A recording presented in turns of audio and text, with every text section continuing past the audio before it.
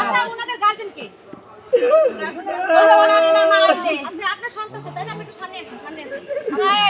আপনার সন্তান তো কিভাবে দুনিয়ার গাছ বানাইছে আমার গরু জেনে আমার এরকম করে ফেলাইছে পুরারে দিয়ে না গাছে না দুনিয়া রাখছে জরে বাতাস এনে এর কাছে দিতে এসেছে আমি মইরা যাইনি বাঁচি আছে আপনার কপাল চাচি আপনার কপাল সারা জীবন শুনলাম জ্বর এসে ঘরের চাল উড়ায় গাছের ডাল ভাঙে এবং হচ্ছে অনেক রকমের ক্ষয়ক্ষতি করে কিন্তু আজব এক ঘটনা যেটা সম্মুখীন আজকে আমরা হয়েছি মানুষ এনে উড়ে কাঁঠাল গাছে দর্শক আবার চলে যাব অন্য একজনের কাছে আচ্ছা আঙ্কেল আপনি তো ওনার বাবা তাই না এই যে আপনার ছেলে যে অবস্থা হয়েছে আপনার কোথায় ছিলেন আমি আসলাম বাজারে আমি তুফান হয় তুফানের ঠেলা আমি আয় পড়ছে বাড়ি আমার ভাঙ্গে গেছে এই অবস্থা পট করে আইসি আই যে বাড়িটার চাল টাল সব উড়ে গেছে কারণ আমার পরিবারও পাই না পোলাও পাই না আমি আই দৌড়াই যাই গাছের ঝুলে রয়েছি আপনার ছেলে যে অবস্থা শরীরে আপনার ছেলেকে কি ভালো মন্দ কিছু খাওয়ান না খাওয়াই মা তারপরে শরীরে অবস্থা কেন এই ছেলেটা যে গতকালকে বিশাল একটা জ্বর হয়েছে আচ্ছা এই জ্বরের সময় এই জ্বরের ইয়ের কারণে বাতাস উড়াই নিয়ে এই গাছের মধ্যে আমরা তো আর দেখি নাই পরে দৌড়াদৌড়ি করে চিল্লাচিল্লি করতেছে আমরা দৌড়াদৌড়ি করে আইছি আর পর দেখি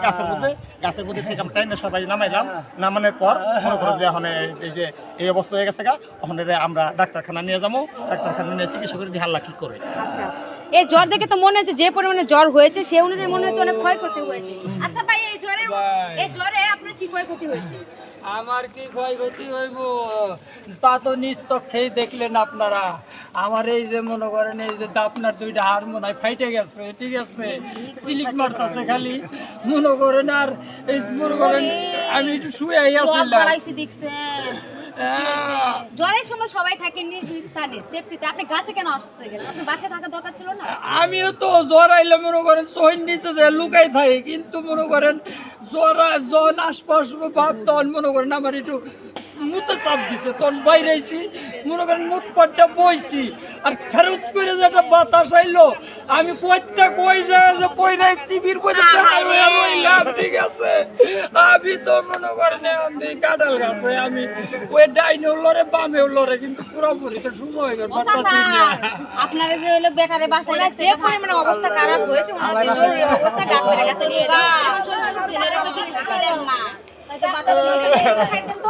আন্টি একটু সামনে আসেন আচ্ছা এই যে জ্বরটা হলো আমার তো মনে অনেক ক্ষয়ক্ষতি হয়েছে সেই তুলনায় অনেক কিছু মানুষের যেমন বাতাসে চাল আইনে উড়ায় রাখে গাছের মধ্যে কিন্তু ওনাকে কেন উড়ায় রাখতে হবে সেটা বলেন চেহারা দেখো আচ্ছা ওর যে অবস্থা শরীরের মধ্যে নাই কিছু উড়ায় আগে ঘরে নিতে না খায়া থাকে গরিব মানুষ মানে এমনি কি উনি খাবার দাবার গরিব মানুষ খাবার দাবার খায়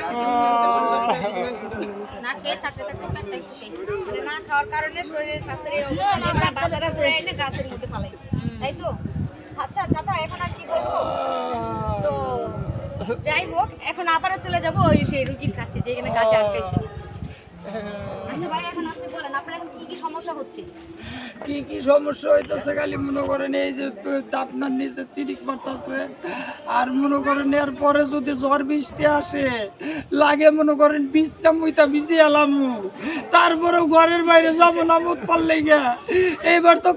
কাঁঠাল গাছে উঠাইছে এরপরে যদি সুপারি গাছ কিংবা তাল গাছে উঠাই রয়ে তাইলে তো ওইতে নামে পারবো না আমি আর বাঁচবো না আমি আর বৃষ্টি দেখলে ঘরের বাইরেই থাকবো দর্শক এই ভিডিওটি সম্পূর্ণ বানানো হয়েছে আপনাদেরকে বিনোদন দেওয়ার জন্য আমি তামসি জান্নাত আবারও নতুন কোনো ভিডিও নিয়ে আপনাদের মধ্যে হাজির হব ততক্ষণ পর্যন্ত সবাই ভালো থাকবে সুস্থ থাকবে সুন্দর থাকবে আল্লাহ হাফেজ